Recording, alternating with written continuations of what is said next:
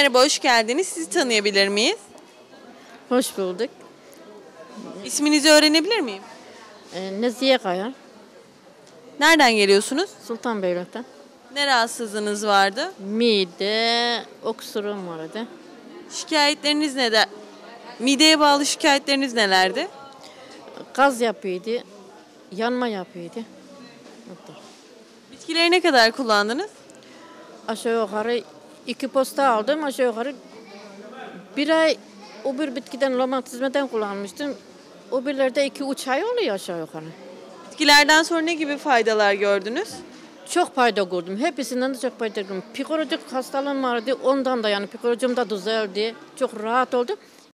Bitince biraz hani alın dedi, alamadım. Biraz vakit geçti. Baktım biraz keyfim kaçmaya başladı. Doktor Ömer Coşkun nereden duydunuz? Televizyondan. Bitkilerle tedavi olmayı neden tercih ettiniz? Herkes burada ana diye biz de oradan tercih ettik yani.